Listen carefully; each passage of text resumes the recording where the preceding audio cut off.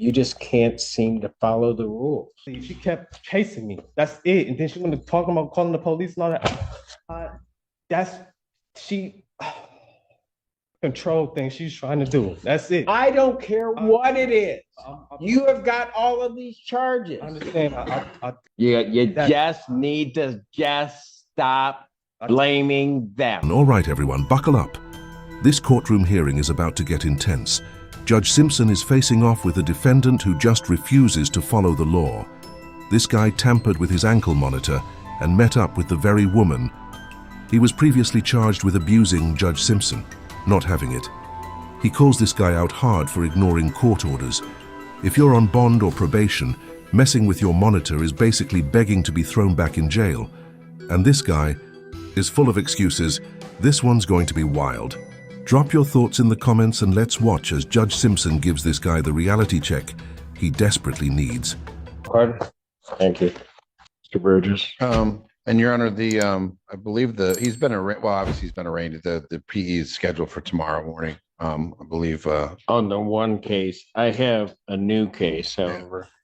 I was unaware there were new charges, Judge. But I don't know if this court's prepared to arraign my client. I am. Okay.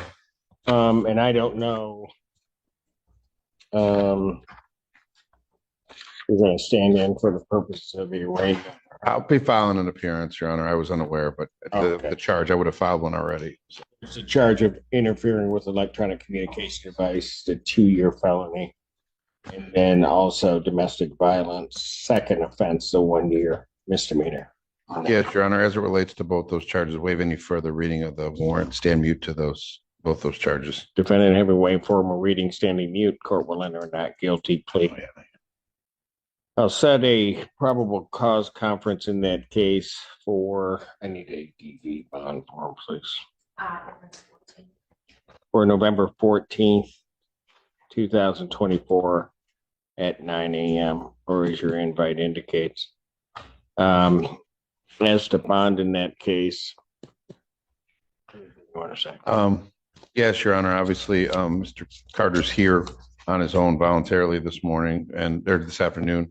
And obviously the court knows his history of appearance in front of this court.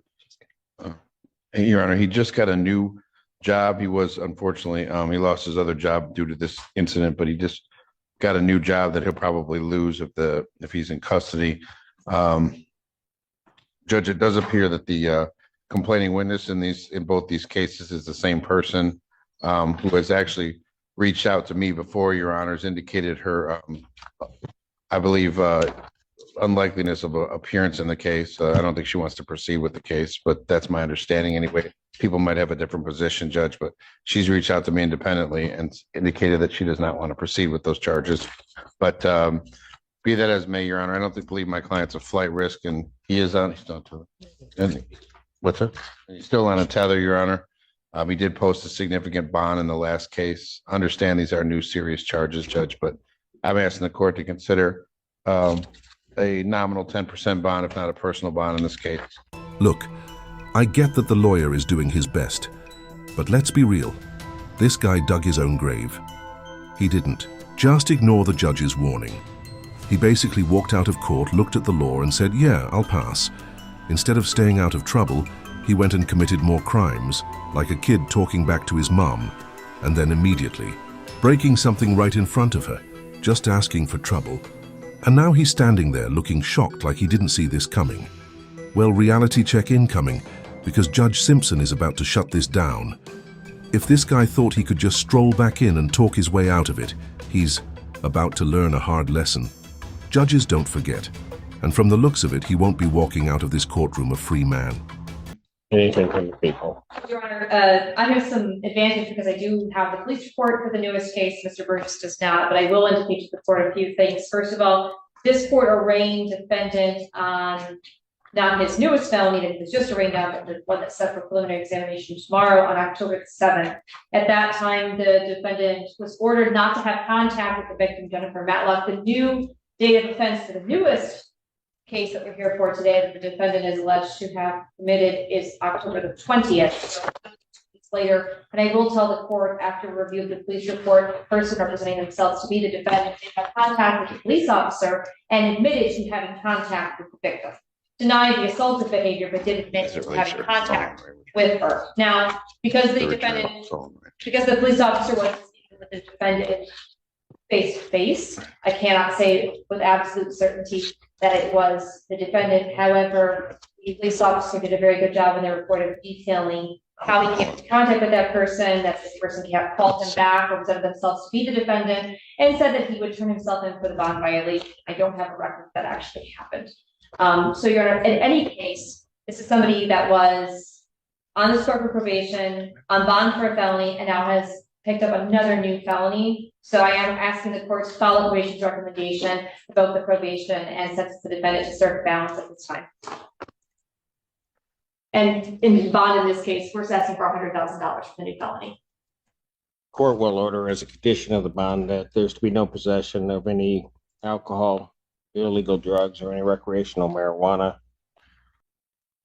Better, I'm not entirely sure what is going on with you in that regard. I ordered you on the 7th not to have contact with this person.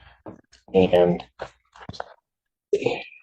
then lo and behold, we end up with this case occurring less than 2 weeks later. And tried to give you every benefit, and I understand there are only allegations, but try to give you the darn benefit of the doubt regarding everything because of at least the way that you conducted yourself in regards, particularly regarding being a flight risk. But you just can't seem to follow the rules. Your Honor, I'm sorry. I don't mean to interrupt. Go ahead. I'm sorry, Judge.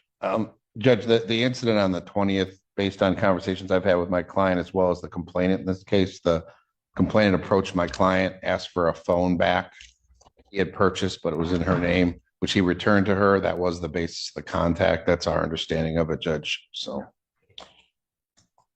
I wouldn't, but Right.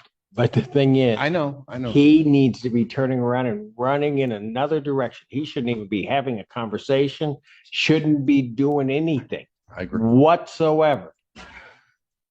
I don't think it's at all unclear as to anything that this court has said to you regarding what you need to do. And you need to just follow the rules. I gave you a break the last time that you came in. Even after that, let you go. Simpson, I said something. You can say whatever you want. I understand. Oh, this is about to be good. Let's break this down. This guy has a restraining order against this woman. Last time he was in court, the judge made it crystal clear. Stay away from her. Don't call her, don't text her, don't even breathe the same air as her, and yet, here we are. He got caught meeting up with her, and now he actually thinks he can talk his way out of it. Yeah, this is about to get real interesting because whatever excuse he comes up with is bound to be next level ridiculous. Honestly, at this point, he might as well say he was kidnapped and dragged there against his will, because there's no way he can make this look like it's not his fault. And you know Judge Simpson is about to roast him for this one. Drop your thoughts in the comments, because trust me, this is going to be wild. She put up on me. I was in the room playing my game, and she came in the room. And Then you get up and leave. tried to leave. She kept chasing me. That's it. And then she wanted to talk about calling the police and all that. She's chasing me. She's chasing me. She's chasing me. I hopped in my car, and that's when I pulled off. Well, maybe that's all going to come out, Mr. I understand. Carter. Maybe that's all going to come out. I let you out the last time. Should have, of all rights, locked you up on that date. Didn't do it. Gave you the benefit of the doubt because of the time that you came back after you were inadvertently released by the jail. And then what happens? You get that other case set for exam. Then what ends up happening? I get here and you've got another case. It's a control thing she's trying to do. That's it. I don't care what it is. You have got all of these charges. I understand. And you're the one under the jurisdiction of the court. So however you got to figure it out, you need to figure it out. Yes, sir. Yes, sir. Defendant's bond on that case would be set in the amount of $100,000 cash surety. On his other matter, anything you want to say before I post sentence on that case? I want to say, I tried my hardest. I tried my hardest to do right. I tried my hardest to stay away from women that want to see me in jail rather than see me elevate myself. So, I mean, I understand. I understand it. When I get out this situation this time, I'm gonna be by myself. I just know You know what you ought to do, Mr. Carter, and I don't mean to interrupt you. You have the right to allocute, but I'm just going to tell you something. You ought to quit blaming them.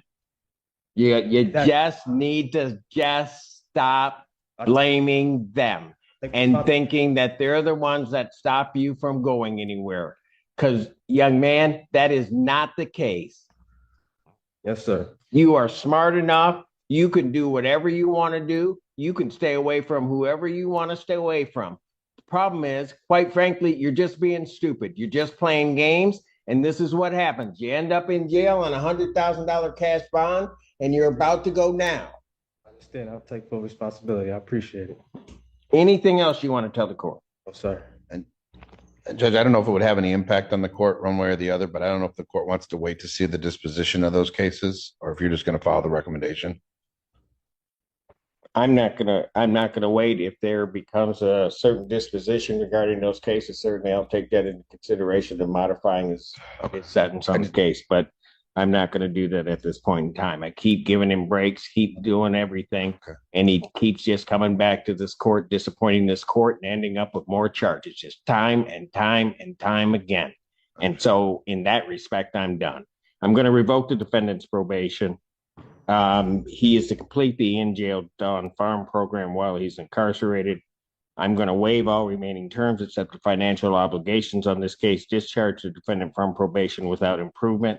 I will sentence the defendant to 365 days in jail, credit 162 days served. Defendant is to serve the balance. Your Honor, the court ordered the Don Farm program. Probation also requested the DV program. So if you just requested DV, the court want the defendant to perform both or just one or the other? I should have said in-jail DV program. Is what I meant to say. Thank you. Defendant's remanded.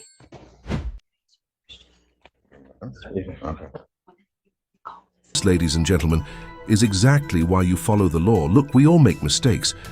Sometimes you mess up and later think, wow, that was dumb. But doing the same thing again right after getting warned, that's not a mistake anymore. That's just who you are. And this guy, yeah, he's made it very clear that he does not care about the law. At this point, jail might be the only thing stopping him from walking right back into another courtroom. Now let's talk about Judge Simpson for a second. This man does not tolerate nonsense. And honestly, it's refreshing to see. You can see the frustration on his face. He's so tired of repeat offenders wasting his time. And I don't blame him. Judges hear excuses all day long, and within 5 seconds, they can tell if someone is full of it. In most states, violating a restraining order is a serious offense, and depending on the situation, it can mean real jail time. So when someone stands there acting like they accidentally broke the law, the judge is just thinking, yeah, okay, tell it to your cellmate.